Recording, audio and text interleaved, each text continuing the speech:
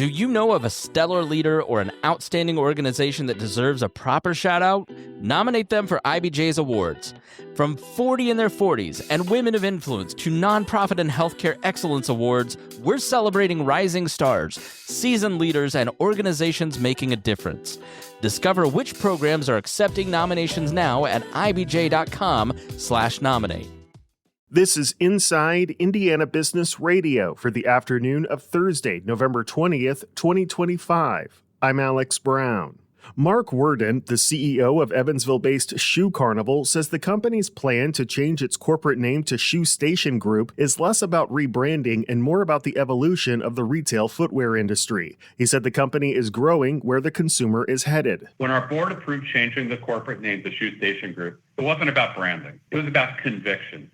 Conviction that this strategy is right for long-term value creation and building a stronger company. This isn't a rebrand. It's a repositioning of this entire company around what's winning. The company expects to have more than 90% of its stores under the Shoe Station banner in about 2 years. Fort Wayne-based Indiana-Michigan Power has received final regulatory approval to acquire an 870-megawatt natural gas power plant in northwest Ohio. The Indiana Utility Regulatory Commission has approved a settlement agreement for the acquisition of the Oregon Clean Energy Center, but financial terms were not disclosed. The Indiana Department of Natural Resources and the city of Crown Point have marked the completion of the Veterans Memorial Trail, opening nearly 2 miles of new paved path aimed at strengthening regional connectivity and expanding access to outdoor recreation. The 1.7-mile asphalt trail was supported by a nearly $3 million grant. From the number one source for Indiana business news, this is Inside Indiana Business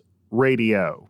Thanks for listening to this IBJ Media podcast. You're probably going to remember this ad. Do you know why? Podcast advertising works.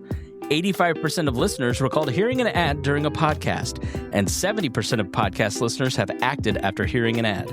So whether you're looking to be heard across the entire IBJ Media Podcast Network, sponsor one of our shows, or just start with a 30-second ad, IBJ Media can help. Contact advertise at ibj.com to learn more.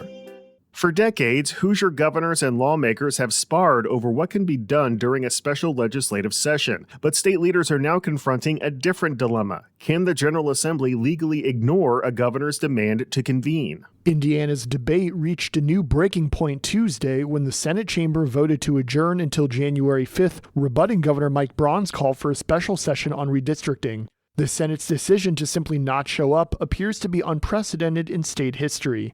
Republican Senator Mike Young, who supports redistricting, said Tuesday that lawmakers are already by definition in a special session and therefore can't ignore it.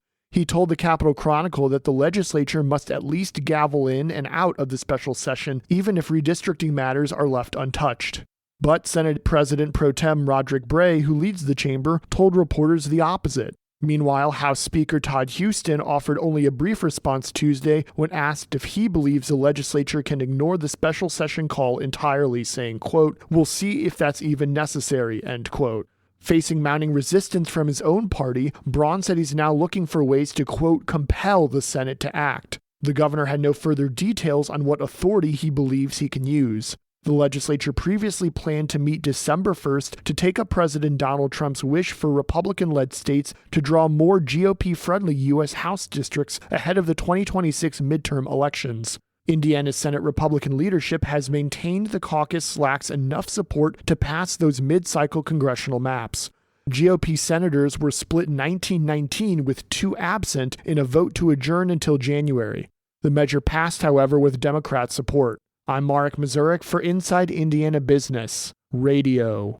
GE Appliances is touting wide-ranging ripple effects from shifting production from China to Kentucky as it announced more than $150 million in new contracts awarded to U.S.-based suppliers. More than $14 million in those contracts are being given to 3 suppliers in Indiana, the company said, although it did not provide further details. GE Appliances said it spends $255 million each year with 288 Indiana suppliers. The suppliers will support production of a combo combo washer-dryer, and a lineup of front-load washers, all of which GE Appliances is moving from China to its sprawling Louisville complex known as Appliance Park. The city of Fort Wayne has selected Price Brothers Development as the master developer for the long-awaited North River District project. The Kansas City-based real estate development and construction management firm is now tasked with redeveloping the 29-acre property, which will include a youth sports complex and a focus on market rate and affordable housing. Mayor Sharon Tucker. The North River Field House and the surrounding housing and amenities that will go in, we believe from the studies that we've seen and the work that we've put in that that is the appropriate project to move forward in this space. The property was formerly the site of an OmniSource metal recycling plant and has been vacant for nearly 2 decades. Lake City Bank CEO David Finley is this week's guest on the Business and Beyond podcast with Gary Dick, presented by PNC, a weekly conversation with high-profile Hoosiers in business, sports, and entertainment, and beyond. Available now on the IBJ Media app or your favorite podcast provider. I'm Alex Brown for Inside Indiana Business Radio on Demand. Indiana's biggest names, their most personal stories. The Business and Beyond podcast brings you one-on-one conversations with the state's top leaders in business, sports, politics, and culture. If you want to know what makes Indiana tick, this is your show. Subscribe and listen wherever you get your podcasts or at ibjpodcasts.com. Your commute just got smarter. Turn drive time into growth time. The IBJ Media Podcast Network gives you front row access to leaders shaping Indiana's economy, culture, and future. No filler, just smart, relevant, local storytelling you won't get anywhere else. Find all of our shows by searching IBJ Media in your podcast app or visit ibjpodcasts.com.